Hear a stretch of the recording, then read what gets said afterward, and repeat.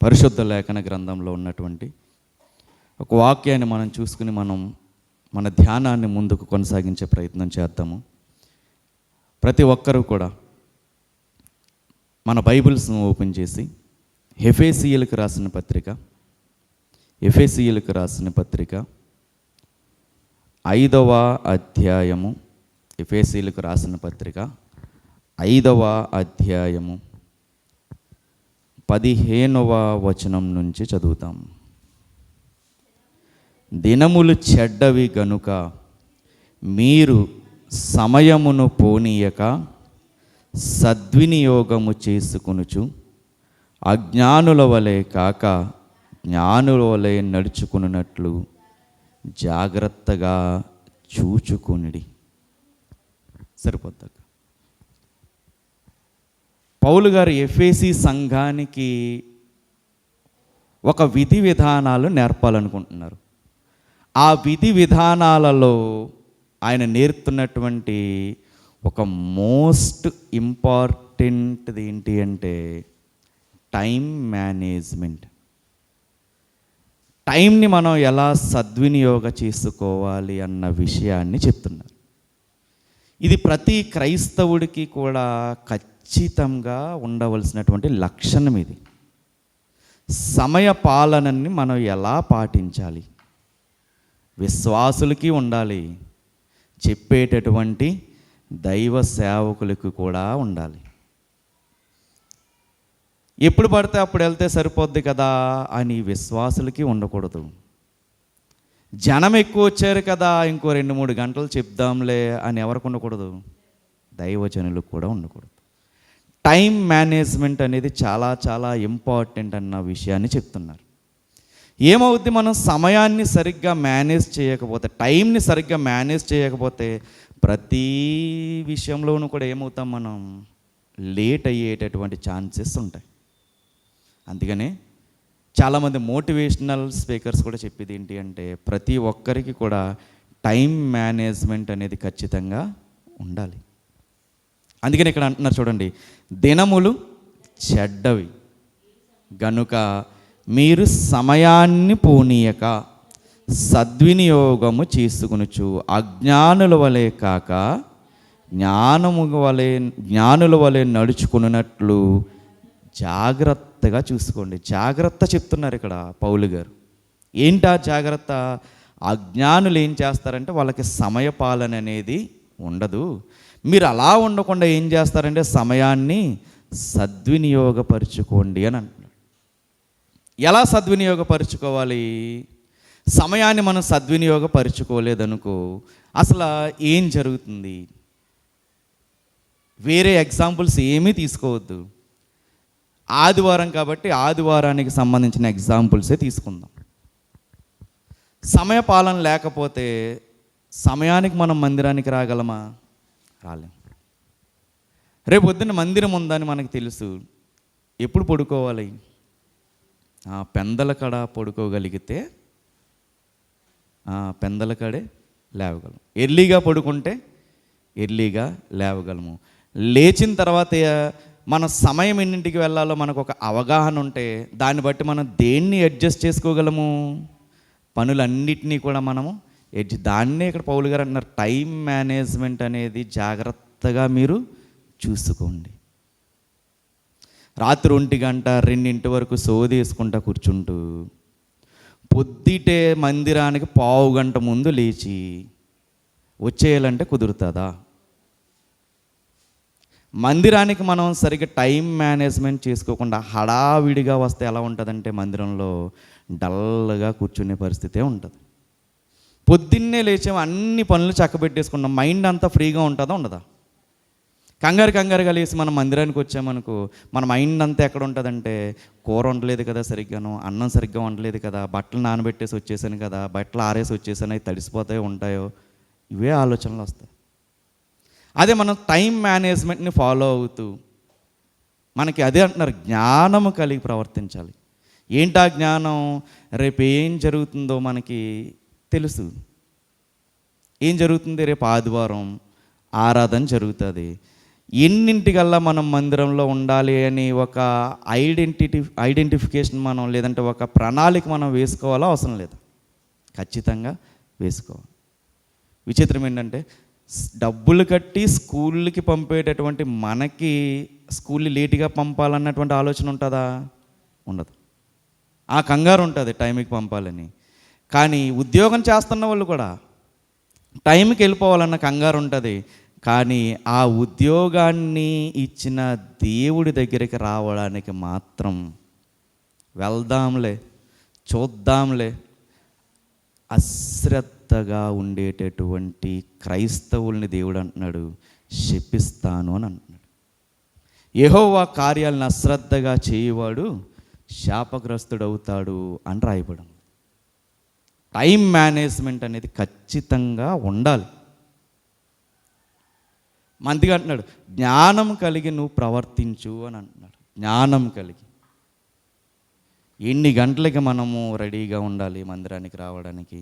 ఇంకా మనము వేరే వాళ్ళ చేత చెప్పించుకుంటున్నామంటే మందిరం సమయంలో మన ఆత్మీయ స్థితి ఏ పరిస్థితుల్లో ఉంది? చిన్నపిల్లలంటే వాళ్ళకి తెలియదు. పెద్దలుగా ఉన్నటువంటి మనమే ఇంకా చెప్పించుకునే పరిస్థితుల్లో ఉంటే దేవుడు ఏమన్నా ఆనందపడతాడు?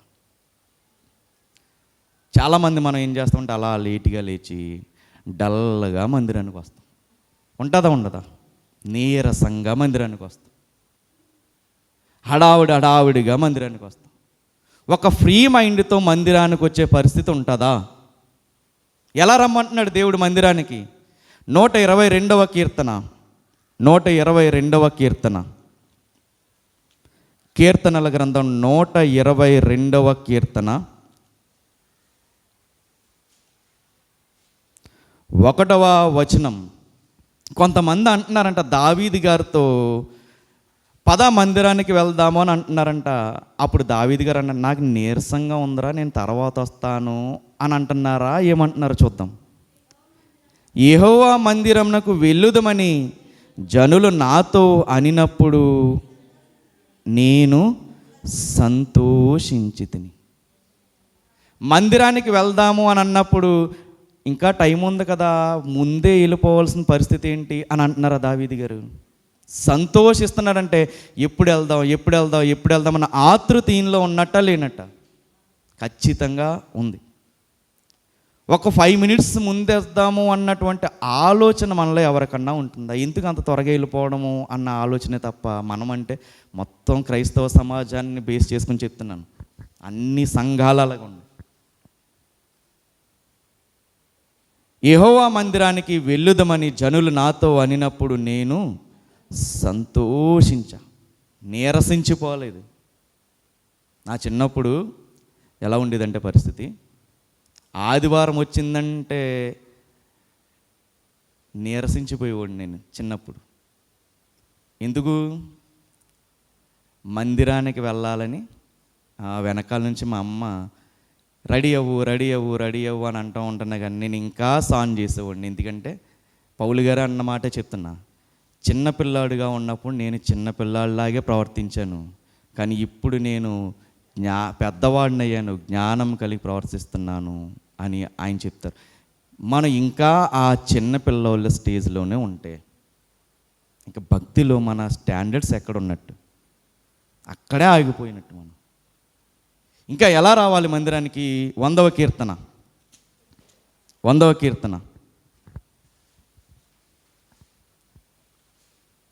2వ వచనం.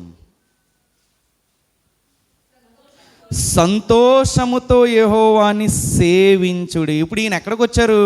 మందిరానికి వచ్చారు. ఇందాక మనం చూసుకున్న దాంట్లో ఆ మందిరానికి వచ్చినటువంటి ఆయన దేవుణ్ణి ఎలా సేవిస్తున్నాడు? సంతోషముతో యెహోవాను సేవించుడి, ఉత్సాహగానము చేయుచు ఆయన సన్నిధికి రండి. నిజంగా మనం ఆలోచించుకుందాం. మందిరానికి వచ్చేటప్పుడు ఒక పీస్ఫుల్ మైండ్తో మనం వస్తున్నామా? ఇంటి దగ్గర చిన్న చిన్న మిస్అండర్స్టాండింగ్ చేసుకుని చిన్న మొఖ విరుపులతో మనం మందిరానికి వస్తున్నామా? ఆలోచించాలి. ఒకవేళ నేను మందిరానికి లేదంటే నా పిల్లలు మందిరానికి సంతోషంగా రావట్లేదంటే ఏదో ఇంటి దగ్గర నేను పెట్టినటువంటి చిన్న గొడవ ఏదో కారణమై ఉంటుంది అన్న జ్ఞానం ఎవరికి రావాలి? తల్లిదండ్రులకి రావాలి. భర్త త్వరగా మందిరానికి వెళ్దామంటుంటే భార్య వెనకాల నుంచి లేట్ చేస్తుంటే అక్కడ గొడవ అవుతుందా అవదా? ఇప్పుడు నిజంగా చెప్పండి, ఆ భర్త ఉత్సాహగానం చేస్తూ మందిరానికి రాగలడా? ఆలోచించాలి. ఎదుటివాడి ఆనందం, దేవునిలో ఆనందాన్ని పాడు చేసే స్థితిలో మనం ఉంటున్నామా? ఆదివారం మందిరం అంటే మనం ఎంత ఉత్సాహంతో వస్తామో. మనం చదువుకున్నాం, చాలామంది అది కానుక గురించి అనుకుంటారు. ఉత్సాహంతో ఇచ్చేవాడిని దేవుడు ఏం చేస్తాడంట? వాళ్ళ నిధులను నింపుతాడు అని అంటున్నాడు. ఉత్సాహంతో ఇవ్వడం అంటే ధనం మాత్రమే కాదు, సమయం కూడా. సమయాన్ని కూడా దేవుడికి మనం ఉత్సాహంగా మనం పెట్టుబడి పెట్టగలిగితే అప్పుడు దేవుడు తన సమయాన్ని మనకి కేటాయిస్తాడు. ఇప్పుడు భార్య రెడీ అయిపోయింది, భర్త లేట్ చేస్తున్నాడు, ఇంకెంతసేపు లేట్ చేస్తామంటే అక్కడ చిన్న గొడవ అవుతుందా అవదా? ఇప్పుడు ఇద్దరు ఉత్సాహంగా మందిరానికి రాగలరా? ఎందుకు రాలేకపోతున్నారు? భర్త ముందుగా లేచి రెడీ అయితే లేటుగా రెడీ అయిన భార్య కారణం అవుతుంది, భార్య ముందుగా లేచి రెడీ అయితే లేట్ చేస్తున్న భర్త కారణమవుతున్నాడు. వీళ్ళిద్దరు వాళ్ళు ఎవరో ఒక్కరు సరిగ్గా లేకపోయినా వాళ్ళు సంతోషంగా మందిరానికి వచ్చే సందర్భం లేదు. అందుకనే స్త్రీలు ఏం చేశారంటే ఆదివారం నాడు పెందల కడే లేచి ఆయన సమాధిని చూడడానికి వెళ్ళారు.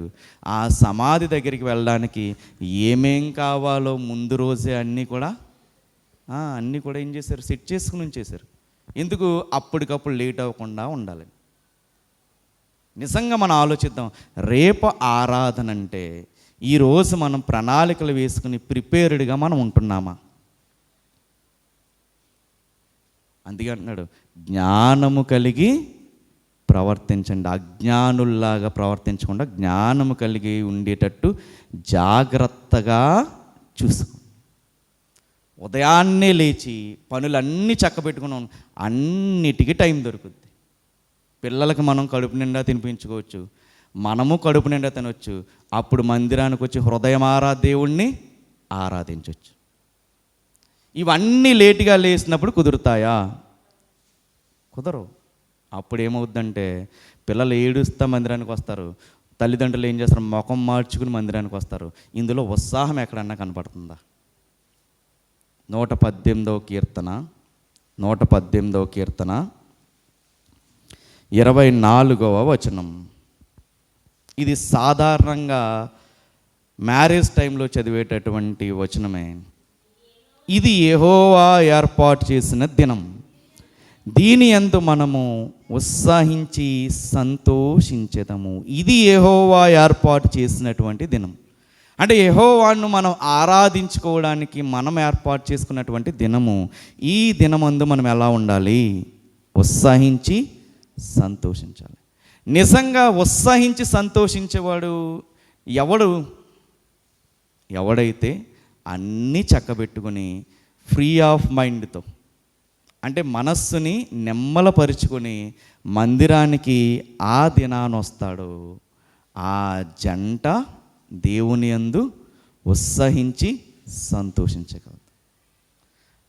వాళ్ళ సంతానము ఆ దినమందు ఉత్సహించి సంతోషించగలదు మందిరంలో. ఇవేమి మనం పాటించము. రెగ్యులర్గా అలవాటైపోయినటువంటి విధానంలోనే మనం దేవుని కూడా ఒక రెగ్యులర్ మనిషిలాగా మనం చూస్తూ ఉంటే ఇంకా దేవుడికి మనుషులకి తేడా ఏముంది? మన హృదయంలోనే దేవుని ఉన్నతమైన స్థానంలో మనం పెట్టట్లేదు కదా.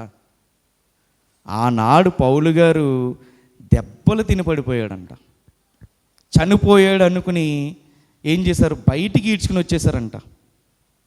ఆయన ఉదయాన్నే లేచి ఆయన ఎక్కడికి వెళ్ళిపోయాడు? సువార్త చేయడానికి వెళ్ళిపోయాడు. అపోస్తలుల కార్యములు 14వ అధ్యాయము 20వ వచనం 19 నుంచి చదువుతాం.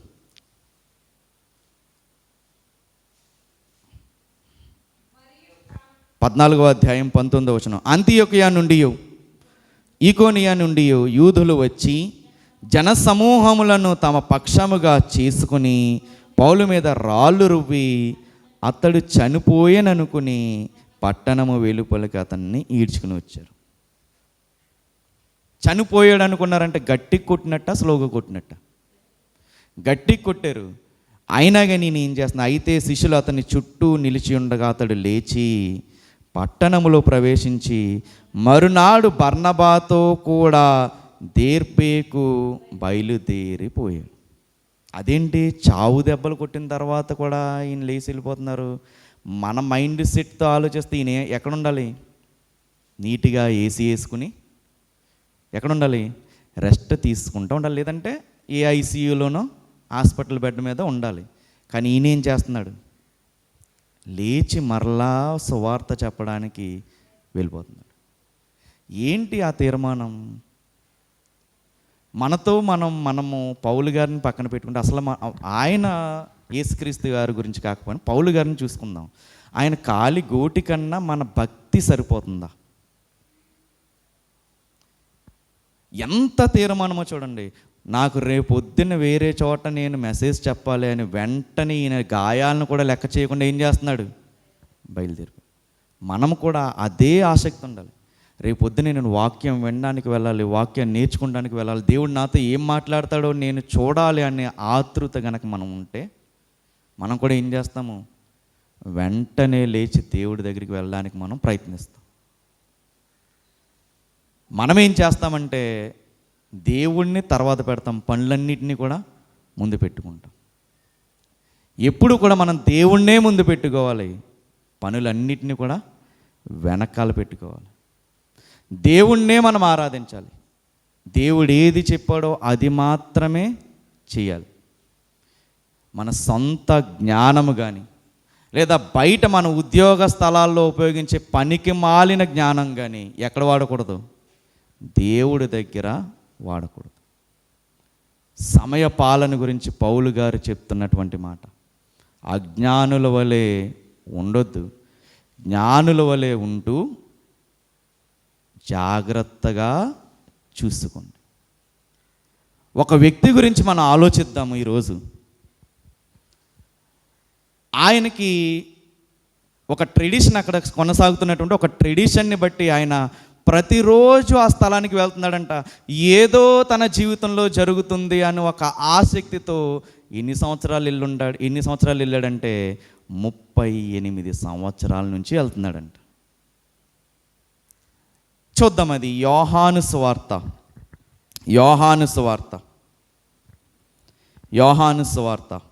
5వ అధ్యాయం 1వ వచనం నుంచి నేను చదువుతాను. యోహాను సువార్త 5వ అధ్యాయము. అటు తర్వాత యూదుల పండుగ ఒకటి వచ్చెను గనుక యేసు యెరూషలేమునకు వెళ్ళెను. యెరూషలేములో గొర్రెల ద్వారము దగ్గర హెబ్రీ భాషలో బేతెస్దా అనబడిన ఒక కోనేరు కలదు. దానికి 5 మండపములు కలవు. ఆయా సమయములకు దేవదూత కోనేటిలో దిగి నీళ్లు కదిలించుట కలదు. నీరు కదిలించబడిన పిమ్మట మొదట ఎవడు దిగినో వాడు ఎట్టి వ్యాధి గలవాడైనను బాగుపడను. గనుక ఆ మండపములలో రోగులు, గ్రుడ్డివారు, కుంటివారు, ఊచకాలు చేతులు గలవారు గుంపులుగా పడి ఉండిరి. అక్కడ 38 ఏండ్ల నుండి వ్యాధి గల ఒక మనుష్యుడు. ఎన్ని సంవత్సరాల నుంచి వ్యాధి? 38 సంవత్సరాల నుంచి వ్యాధి. ఎక్కడ ఉన్నాడంట? ఆ కోనేరు దగ్గర ఉన్నారు. బేతెస్దా అనబడినటువంటి కోనేటి దగ్గర ఉన్నాడు. యేసు వాడు పడి ఉండుట చూచి వాడు అప్పటికి బహుకాలం నుండి ఆ స్థితిలో ఉన్నాడని ఎరిగి స్వస్థపడగోరుచున్నావా అని వానిని అడుగగా ఆ రోగి, అయ్యా, నీళ్లు కదిలింపబడినప్పుడు నన్ను కోనేటిలోనికి దించుటకు నాకు ఎవడునూ లేడు గనుక నేను వచ్చునంతలో మరి ఒకడు నాకంటే ముందుగా దిగినని ఆయనకు ఉత్తరమిచ్చాను. యేసు, నీవు లేచి నీ పరుపెత్తుకుని నడువుమని వానితో చెప్పగా వెంటనే వాడు స్వస్థత నొంది తన పరుపెత్తుకుని నడిచాను. ఇందాక మనం మాట్లాడుకున్నటువంటి సందర్భం, టైం మేనేజ్మెంట్ ఎంత ఇంపార్టెంటో ఈ సందర్భాన్ని చూస్తే ఒక పాయింట్ మనకు అర్థమవుతుంది.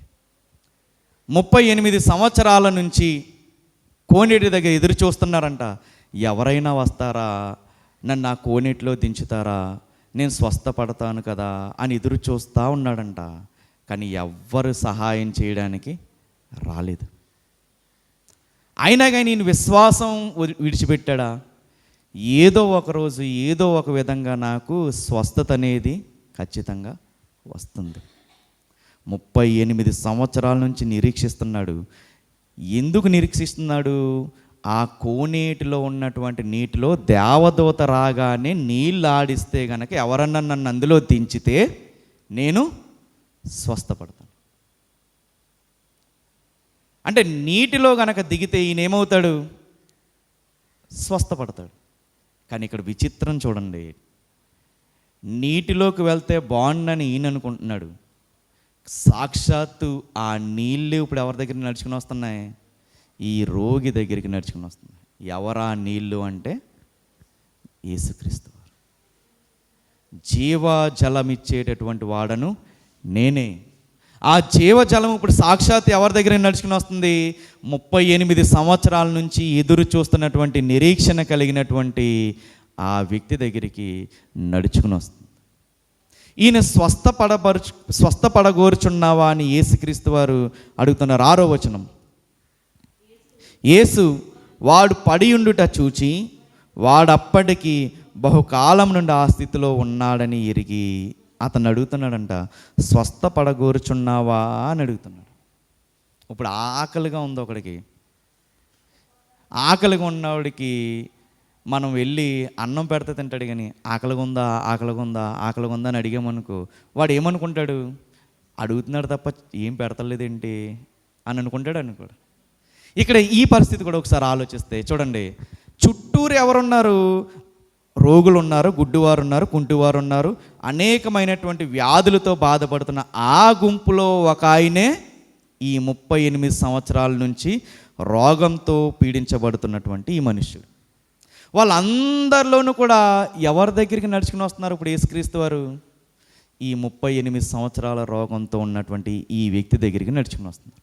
చూడండి, ఈయనేమన్నా యేసుక్రీస్తు రావాలని కోరుకున్నాడా? కోరుకోవాలా.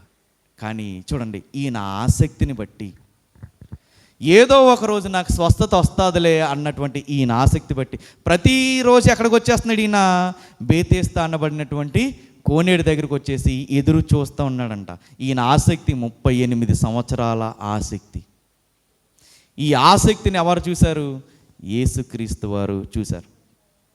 చూడండి, నిరీక్షణని విడిచిపెట్టలేదు.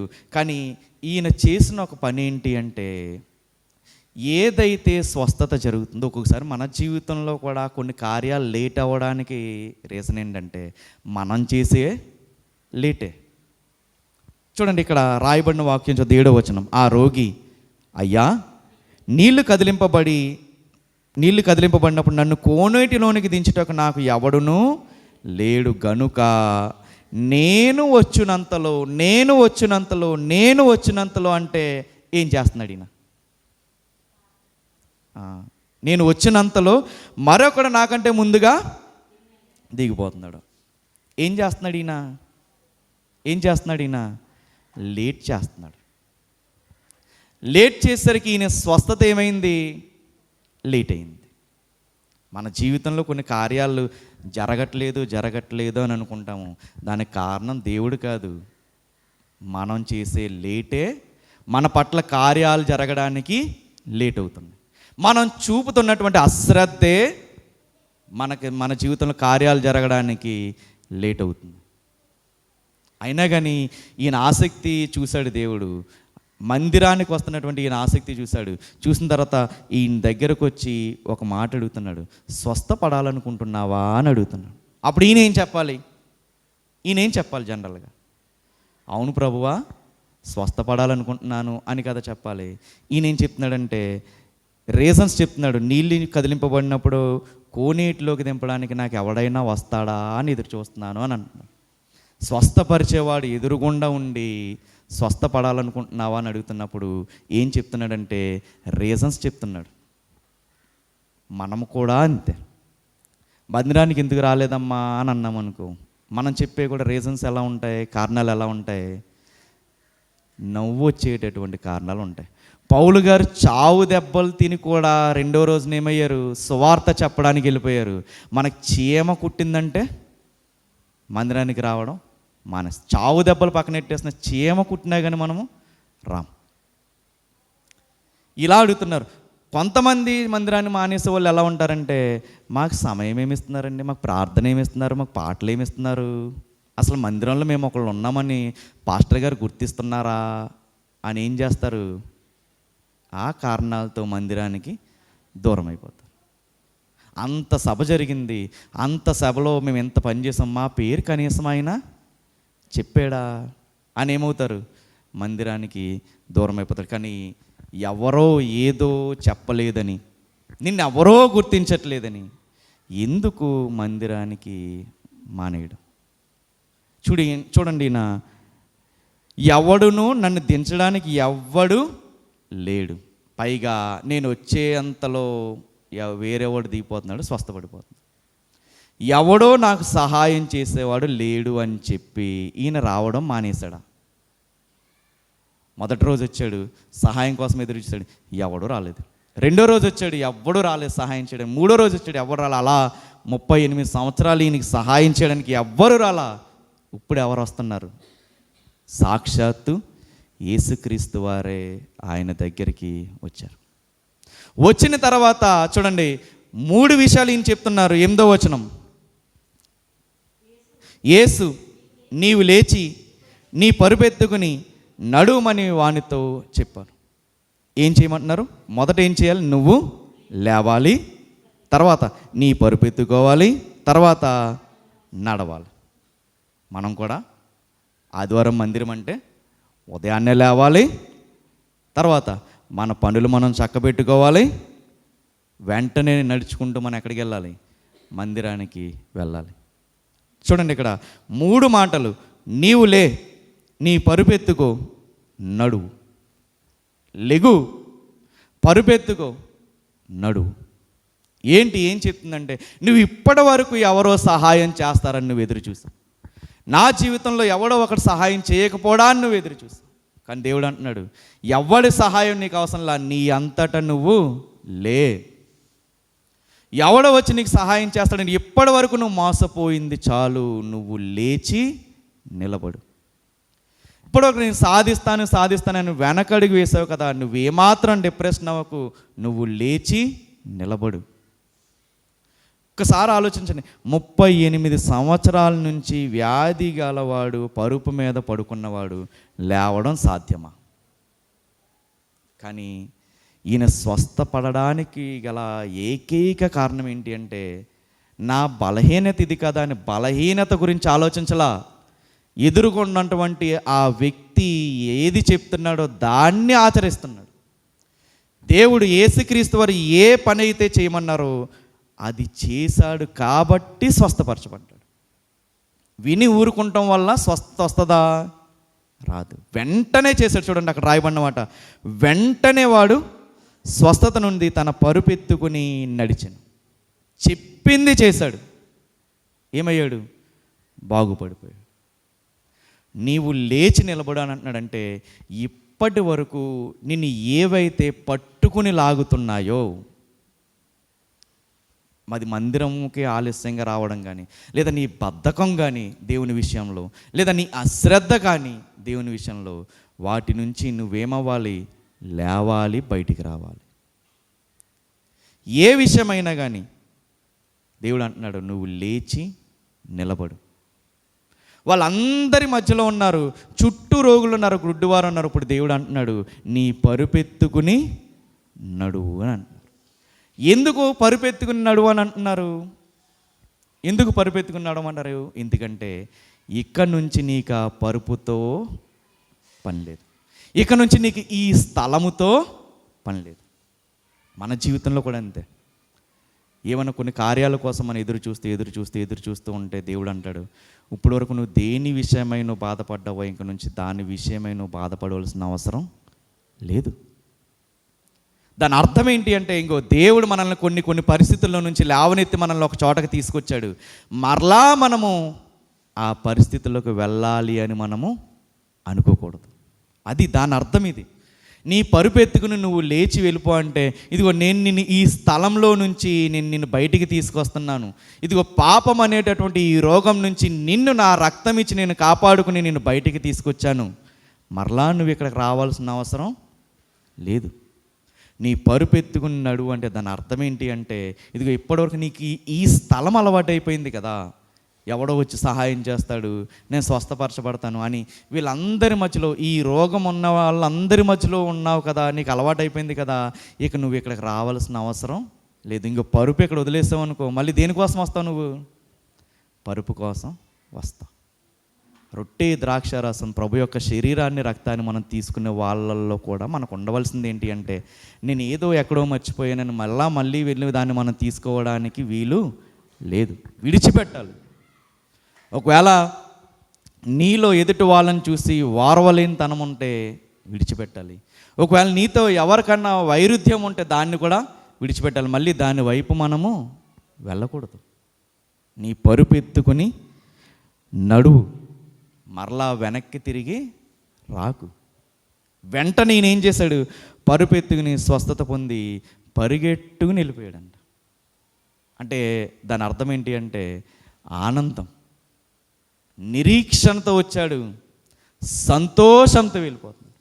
ఈరోజు వాక్యం ఏంటంటే, మన జీవితంలో ఏ నిరీక్షణతో మనం ఇక్కడికి వచ్చుంటాం, ఏ బంధకములు మనం పట్టుకుని లాగుతూ ఉన్నాయి, సమాధానము లేనటువంటి పరిస్థితి అయితే దేవుడు అంటున్నాడు, ఆ సమాధానము లేనటువంటి పరిస్థితి అనే నీ పరుపెత్తుకుని లేచి నిలబడు, ఇక మరలా నిన్ను ఆ పరిస్థితుల్లోకి నేను తీసుకుని రాను.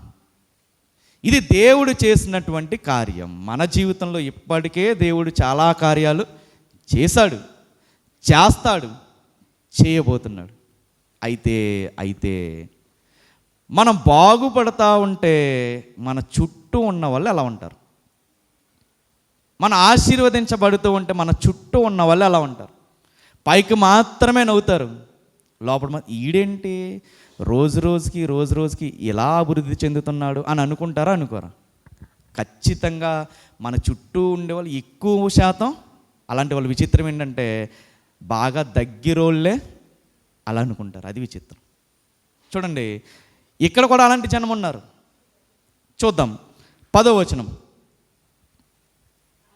ఆ దినము విశ్రాంతి దినము గనుక యూదులు, ఇది విశ్రాంతి దినము కదా, నీవు నీ పరుపెత్తుకున తగదే అని స్వస్థత నొందిన వానితో చెప్పిరి. అందుకు వాడు, నన్ను స్వస్థపరిచిన వాడు నీ పరుపెత్తుకుని నడుమని నాతో చెప్పినాను. చూడండి, ఎన్ని సంవత్సరాలు ఈయన రోగంతో పీడించబడ్డాడు? 38 సంవత్సరాలు. ఇప్పటి వరకు పరుపు మీద పడుకున్నటువంటి వ్యక్తి ఇప్పుడు ఏమయ్యాడు? లేచి పరిగెడతా ఉంటే ఎవరు చూశారు? అక్కడ ఉన్నటువంటి కొంతమంది యూదులు చూసి అడుగుతున్నారంట, ఇది విశ్రాంతి దినం కదా, నువ్వు పరుపు ఎత్తుకుని ఎక్కడికి వెళ్తున్నావు, పరుపు ఎత్తుకుని ఎందుకు వెళ్తున్నావు, అలా వెళ్ళకూడదు కదా అని అడుగుతున్నారు. చూడండి ఎంత అజ్ఞానంలో ఉంటారంటే కొంతమంది. లేదా మన బాగు కోరుకోలేని పరిస్థితి ఎలా ఉంటుందంటే, అడిగే ప్రశ్నలు ఎలా ఉంటాయంటే, మన ఆశీర్వాదాన్ని చూసి సహించలేనటువంటి వాళ్ళ ప్రశ్నలు ఎలా ఉంటాయంటే ఇలాగే ఉంటాయి. 38 సంవత్సరాల నుంచి ఆ పరుపు మీద పడుకున్నవాడు ఇప్పుడు లేచి నిలబడితే వాడు కనబడట్లా. ఏది కనబడుతుంది వాళ్ళకి? పరుపు కనబడుతుంది. అడుగుతున్నారు, ఒరే నువ్వు ఇప్పుడు వరకు పడుకుని ఉండవు కదరా, అసలు లెగలేవు కదరా, ఇప్పుడేంటి ఎలా నడిచేస్తున్నావు అని అడగట్లా. ఏమడుగుతున్నారు? నువ్వు పరుపు పట్టుకుని వెళ్తున్నావేంట్రా అని అడుగుతున్నారు. అప్పుడు ఈయన ఏమంటున్నాడు చూడండి, అందుకు వాడు, చూడండి ఎంత హింట్ ఇస్తున్నాడంటే, నన్ను స్వస్థపరిచిన వాడు నీ పరుపెత్తుకొని నడుమని నాతో చెప్పాను. అప్పుడు వెళ్ళేమని, నిన్ను స్వస్థపరిచాడా, ఎవరు స్వస్థపరిచారు అని కదా అడగాలి. మళ్ళీ ఏమడుగుతున్నారు చూడండి 12వ వచనం, వారు నీ పరుపెత్తుకుని నడుమని నీతో చెప్పిన వాడెవడని వాడిని అడిగి. ఇక్కడ కూడా వాళ్ళకి ఏం గుర్తొస్తుంది? అసలు నేను పరుపు ఎత్తుకుని వెళ్ళమన్నది ఎవరో అని అడుగుతున్నారు తప్ప నిన్ను స్వస్థపరిచింది ఎవరని అడుగుతున్నారా? అడగట్లా. ఎలా ఉంటుందంటే, మనం ఎదుగుతూ ఉన్నప్పుడు చూసి వారవలేనోళ్ళ పరిస్థితి. 38 సంవత్సరాల పాపం మన కళ్ళెదురుగుండానే కదా ఆడ అన్ని ఇబ్బందులు పడ్డాడు. పోన్లు ఇప్పుడు దేవుడి దయ వల్ల లేచి నడుస్తున్నాడు అని కనీసం ఆలోచిస్తున్నారా వీళ్ళు? ఆలోచించట్లా. మనం ఎన్నో సంవత్సరాల కష్టాలు పడి లేచి నిలబడిన తర్వాత కూడా ఈ సందర్భం గుర్తు చేస్తుంది. అందరూ నీ సంతోషాన్ని చూసి సంతోషిస్తారని అనుకోవద్దు. నీ సంతోషంలో ప్రతి ఒక్కరూ వచ్చేసి సంతోషంలో పాలు పంచుకుంటారని అనుకోవద్దు. మనం చూస్తాము ఇళ్లలో జరిగే ఏదన్నా ఎంతో సంతోషంగా ఏదన్నా వస్తువు కొనుక్కున్నాం అనుకో, ఎవరికన్నా చూపించామనుకో మన ఇంట్లో వాళ్ళకి, ఏమంటారు? పోన్లే అమ్మ కష్టపడ్డావు, పోన్లే ఏదో ఒక వస్తువు అమర్చుకున్నావు అని అంటారా? అనేవాళ్ళు ఉంటారు. కానీ దాంతోపాటు ఇంకెవరు ఉంటారు? డబ్బులు ఎలా ఖర్చు పెట్టేస్తుందో అని అనుకుంటారు. వీళ్ళు కూడా అలాంటి వాళ్ళే. ఇంతకాలం 38 సంవత్సరాల నుంచి బెడ్ మీద అలా పడుకుని ఉన్నాడు కదా, మనతో పాటు ఎదిగినోడే కదా, ఇప్పుడు వాళ్ళు లేచి నిలబడ్డాడరా, రేపు మనతో పాటే పరిచర్యలో ఉంటాడులేరా అని అనుకుంటలా. అసలు నీకు విశ్రాంతి దినంన పరుపు ఎత్తుకుని వెళ్ళమన్నది ఎవరు? అంటే దేవుడిచ్చినటువంటి స్వస్థతను చూడట్లేదు వాళ్ళు. మనిషి చేసిన ఆ దినంలో చేయకూడదని వీళ్ళు అనుకుంటున్న తప్పునే చూస్తున్నారు. చాలా సంఘాల్లో జరిగేది ఇదే.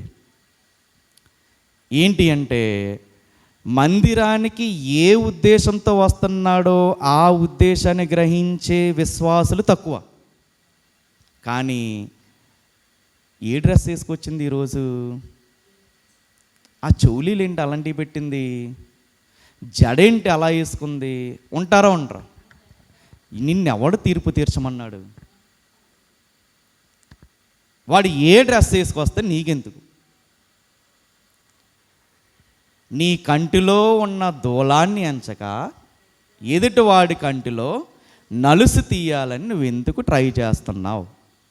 చాలా సంఘాల్లో జరిగేది ఇది.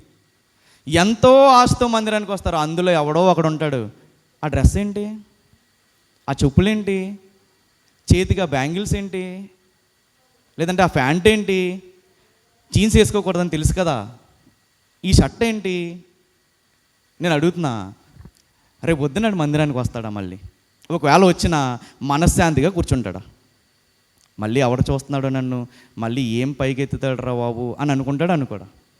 మనశ్శాంతిగా దేవుణ్ణి ఆరాధించే పరిస్థితి ఉంటుందా? ఉండదు.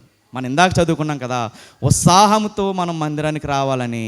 ఆ ఉత్సాహంతో రాకపోవడానికి కారణం ఎవరు అంటే అదే సంఘంలో ఉన్న తోటి విశ్వాసులు. ఇంటి దగ్గర ఒకటి కారణమైతే మిగిలిన వాళ్ళు ఎక్కడ కారణమవుతున్నారు? చర్చిలో వాళ్ళే కారణమవుతున్నారు. సంతోషంతో ఉత్సాహంతో రాకపోవడానికి దేవుడు అంటున్నాడు, గౌరవప్రదమైన వస్త్రాలు వేసుకుని రావాలి అని అంటున్నాడు. అది దేవుడు చూసుకుంటాడు, మనకెందుకు? ఒకవేళ నిజంగా మనం వేరే ఉద్దేశం తీసుకుంటున్నాం అనుకో, వెంటనే తీర్పు ఎవరు తీర్చేస్తారు? దేవుడు తీర్చేస్తాడు. లేదంటే దైవజనుడు ఏం చేస్తాడమ్మా, అది కరెక్ట్ కాదు అలాంటివని వాక్యంతో మందలించే ఆ హక్కు ఎవరికి ఇచ్చారు? దైవజనుడికి దేవుడు ఇచ్చాడు. అంతే తప్ప ఎవరు పడితే వాళ్ళు వచ్చిన ప్రతి ఒక్కడి వైపు మనం వేలెట్టి చూపించేస్తున్నాం అనుకో, మిగిలిన 4 ఏళ్ళు ఎవరికి చూపిస్తాయి? మనకే చూపిస్తాయి. కాబట్టి ఇలాంటి వాళ్ళు కుటుంబంలోనూ ఉంటారు, సంఘంలోనూ ఉంటారు. వాళ్ళని బట్టి మందిరాన్ని మనం ఏమాత్రము కూడా మానకూడదు. ఈ సందర్భం మనకు నేర్పుతున్నటువంటి పాఠం అది. మనం ఎదుగుతూ ఉంటే మనల్ని అణచేయాలనుకున్న వాళ్ళు ఖచ్చితంగా ఉంటారు. కానీ వాళ్ళు ఎంతైతే అణచేయాలనుకుంటారో దేవుడు దానికి రెట్టింపు ఘనతని తీసుకొస్తాడు, ఖచ్చితంగా తీసుకొస్తాడు. ఈరోజు నువ్వు ఎదుగుతా ఉంటే వారవలేని వాళ్ళు వాళ్ళ కళ్ళు కుట్టుకుంటూ దేవుడు చేస్తాడు. ఇంకా వాళ్ళు కళ్ళు కుట్టుకునేలాగా దేవుడు ఖచ్చితంగా చేస్తాడు. అంత ఆశీర్వాదాన్ని దేవుడు మనకిస్తాడు. ఎందుకు ఎంత స్ట్రాంగ్గా చెప్తున్నానంటే, ఎవడైనా మనల్ని ఎదుగుతుంటే లేదా మనం పేరు వస్తుంటే తొక్కేయాలని చూస్తే ఖచ్చితంగా దేవుడు 2 100 ఘనతని దేవుడు ఖచ్చితంగా ఇస్తాడు. నా జీవితంలో జరిగిన ఒక ఎగ్జాంపుల్ చెప్తా. ఒకప్పుడు నేను మా ఊరిలో నేను వాక్యం చెప్పడంతో పాటు వేరే స్థలంలో కూడా వాక్యం చెప్పేవాడిని. వాక్యం చెప్తా ఉంటే ఆ సంఘంలో ఉన్న వాళ్ళందరూ వాక్యానికి దేవుడి చేత ఎంతో హెచ్చించబడేవారు, దేవుడు వాళ్ళతో మాట్లాడేవారు అని చెప్పేవారు. ఇలా వాక్యం చెప్తా ఉంటే అందులో ఒక సంఘ పెద్దకి నేను చెప్పే వాక్యం కాదు, నేను వాక్యం చెప్పడం నచ్చల.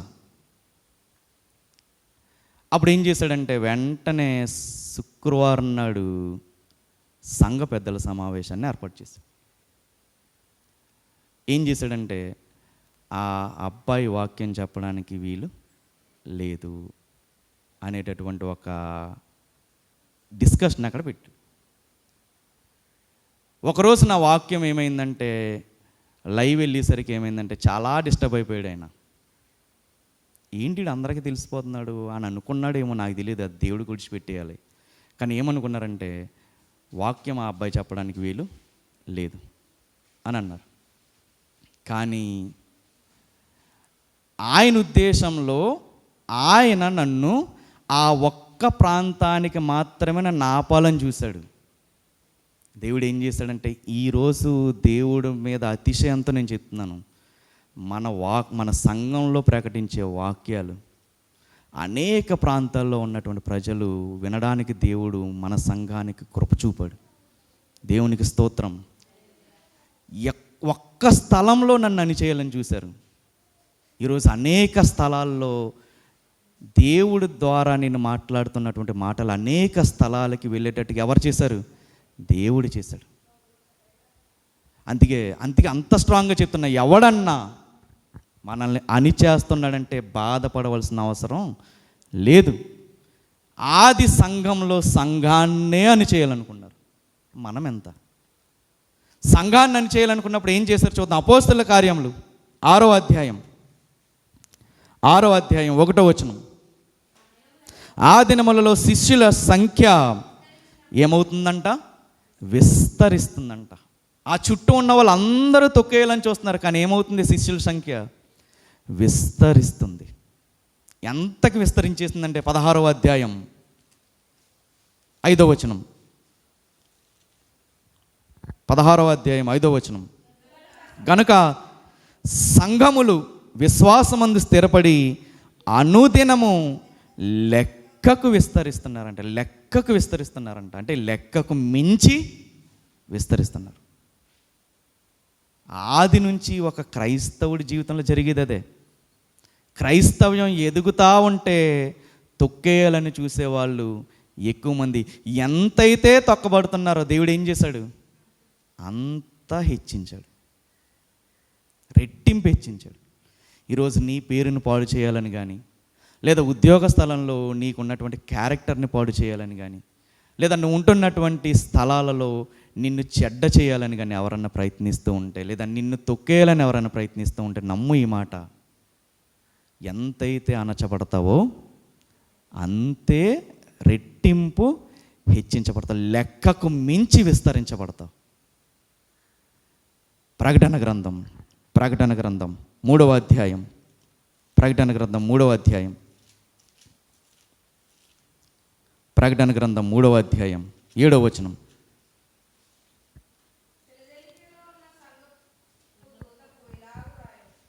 8వ వచనం నుంచి చదువుతాం. నీ క్రియలను నేను ఎరుగుదును, నీకున్న శక్తి కొంచెమై ఉండినను నీవు నా వాక్యము గైకొని నా నామము ఎరుగననలేదు. నన్ను ధైర్యపరిచినటువంటి వాక్యం, ఆ సమయంలో నన్ను ధైర్యపరిచినటువంటి వాక్యం ఏంటి? నీ క్రియలను నేను ఎరుగుదును, నీకున్న శక్తి ఎక్కువ ఉందా తక్కువ ఉందా? కొంచెమై ఉండినను నీవు నా వాక్యము గైకొని నా నామము ఎరుగననలేదు. ఇదిగో తలుపు నీ ఎదుట తీసి ఉంచి ఉన్నాను, దానిని ఎవడును వేయనేరడు. ఒకవేళ వేయడానికి ప్రయత్నించాడు అనుకో, వాళ్ళ కోసం కూడా ఒకటి రాయబడి ఉంది. యెషయా గ్రంథం 22వ అధ్యాయం. యెషయా గ్రంథం 22వ అధ్యాయం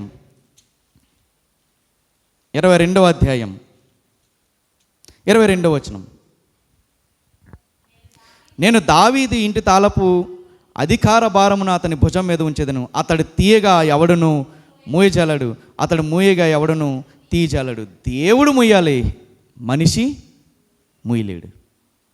ఒకవేళ మూస్తామని ప్రయత్నించిన వాడనుకున్నట్టుగా ఆ స్థలంలో మాత్రమే మోయగలడు. అది కూడా ఎంతకాలం? కొంతకాలం. కానీ ఒక్క చోట ఒక్క స్థలంలో అనచాలని చూశారు. ఈరోజు అనేక ప్రాంతాలకు దేవుడు ఏం చేశాడు? వాక్యాన్ని పంపించేశాడు. అలాంటి వాళ్ళు మన జీవితంలో ఉంటే అది మనకి కీడు కాదు, మనకి మేలే. కొంతమంది మనం సమూయేలు గారు దావీదు గారు తోడై ఉన్నారన్న వాక్య భాగాన్ని మనం ధ్యానించినప్పుడు కొంతమందిని మనల్ని ఎంకరేజ్ చేసే వాళ్ళని దేవుడు పంపుతాడు, కొంతమంది మనల్ని డిస్కరేజ్ చేసే వాళ్ళని కూడా దేవుడు పంపుతాడు. వాళ్ళని బట్టి దేవుడు హెచ్చిస్తాడు, వీళ్ళని బట్టి కూడా దేవుడు మనల్ని హెచ్చిస్తాడు. ఎప్పుడు కూడా మనం దేవుడి మీద ఆధారపడితే ఆయన తెరవగా మూసేవాడెవడు కూడా ఉండడు. ప్రశ్నలు అడిగే వాళ్ళు అలాగే ఉంటారు. నీ పరుపెత్తుకుని నువ్వు ఎందుకు వెళ్తున్నావు అని అడుగుతున్నారు తప్ప స్వస్థపడ్డావా అని అడగట్లా, ఎలా స్వస్థపడ్డావా అని అడగట్లా. నువ్వు ఒకప్పుడు ఒకలా ఉండేవాడు కదరా, ఇప్పుడు ఇంతలా ఆశీర్వదించబడ్డానికి గల కారణం ఏంటి అని అడిగే వాళ్ళు ఎవరన్నా ఉంటారా? చాలా తక్కువ మంది ఉంటారు. ఈడేంటి రోజు రోజుకి ఇలా ఎదిగిపోతున్నాడు అని అనుకునే వాళ్ళు తప్ప ఆ కారణం ఏంటో గ్రహించే వాళ్ళు చాలా తక్కువ మందే ఉంటారు. విచిత్రం ఏంటి అంటే ఇప్పుడు మనం చదువుకున్న సందర్భంలో, ఈ కోనేరు సందర్భంలో ఈయనకి యేసుక్రీస్తు తెలియదు, కానీ యేసుక్రీస్తుకి ఈయన తెలుసు. ఎప్పుడు అర్థమైంది? 14వ వచనం, 5వ అధ్యాయం యోహాను సువార్త 14వ వచనం.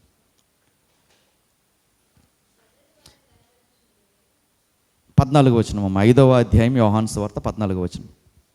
అటు తర్వాత యేసు దేవాలయంలో వాడిని చూచి, ఇదిగో స్వస్థతను ఉందావు కదా, మరి ఎక్కువ కీడు నీకు కలకున్నట్లు ఇకను పాపము చేయకమని చెప్పగా వాడు వెళ్ళి తను స్వస్థపరిచిన వాడు యేసు అని యూదులకు తెలియజే. అప్పుడు అర్థమైందంట. ఇప్పుడు అర్థమైంది. ఇదిగో స్వస్థత పొందావు, పాపము కూడా చేయొద్దు. అప్పుడు అర్థమైందంటే మన యేసుక్రీస్తు అని అనుకుంటాం, స్వస్థతల కోసమే వచ్చాడు అనుకుంటాం.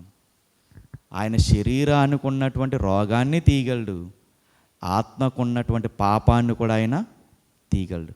ఎలా తీశాడు అంటే, ఇదిగో 2000 సంవత్సరాల క్రితం కల్వరిలో ఆయన రక్తాన్ని ధారపోసి అతని ప్రాణాన్ని విడిచిపెట్టి మన పాపాన్ని ఆయన ఏం చేశారు? తీసివేశారు. శారీరక స్వస్థతని దేవుడు ఇస్తాడు, ఆత్మీయ స్వస్థతని కూడా దేవుడు ఇస్తాడు. శరీర స్వస్థత వరకే గనక మనం ఆగిపోతే ఆత్మలో మనం వర్ధిల్లలేము. ఈ సందర్భం మనకు నేర్పుతున్నటువంటి పాఠం. ఇదిగో ఎవరో యేసుక్రీస్తు ఎవరో తెలియనటువంటి ఒక ఆయన దగ్గరికే యేసుక్రీస్తు వచ్చాడు అంటే, ఇదిగో ఆయన పేరు పెట్టబడినటువంటి నీ దగ్గరికే రాడా? ఖచ్చితంగా వస్తాడు. మన పాట ఉంటుంది, వస్తానన్న యేసురాజు రాకమానున, తెస్తానన్న బహుమానం తేకమానున. ఆ బహుమానం అందుకోవాలంటే ప్రతిరోజు కూడా మనం లేటుగా లేచి, లేటుగా మందిరానికి వచ్చి, హడావిడిగా మందిరానికి వచ్చి, మైండ్ ఫ్రీగా లేకుండా ముఖం మార్చుకుని వాక్యం వినాలా? ఉదయాన్నే లేచి, ఇక్కడ అంటున్నమాట అదే, నీవు లేచి నీ పరుపెత్తుకుని నడు. మన భాషలో చెప్పాలంటే, నీవు లేచి నువ్వు పడుకున్నటువంటి నీ పక్క బట్టలు ఏవైతే ఉంటాయో వాటన్నిటిని మడత పెట్టేసుకుని వెంటనే లేచి మందిరానికి నడు. ఎప్పుడు కూడా ఎవరో వస్తారు ఏదో చేస్తారని ఎదురు చూడాల్సిన అవసరం లేదు. మనంతట మనం ప్రయత్నిస్తూ ఉంటే దేవుడు ఖచ్చితంగా మనకి తోడుగా ఉంటాడు. ఈయన లేచి నిలబడమని దేవుడు చెప్పాడు. ఏమాత్రం ఆలోచించకుండా, నేను లేవగలనని కూడా ఆలోచించకుండా లేచి నిలబడ్డాడు, స్వస్థత పొందాడు, పరిగెత్తుకు నిలిపోయాడు. మన జీవితంలో కూడా కార్యాలు జరగాలంటే మందిరం మీద ఆసక్తి మనము కలిగి ఉండాలి. వాక్యం అంటే ఆసక్తి కలిగి ఉండాలి. గొడవలకి మనము కారణం అవ్వకూడదు. ఎవరన్నా విశ్వాసి మందిరానికి దూరం అవుతున్నాడేమో నీ మాటల్ని బట్టి, మన మాటల్ని బట్టి జాగ్రత్తగా మన మాటల్ని అదుపులో పెట్టుకుని మాట్లాడాలి. దేవుడి కొద్ది మాటలు మన వెనుకల్లో ఫలింపచేయునుగాక. ఆమేన్.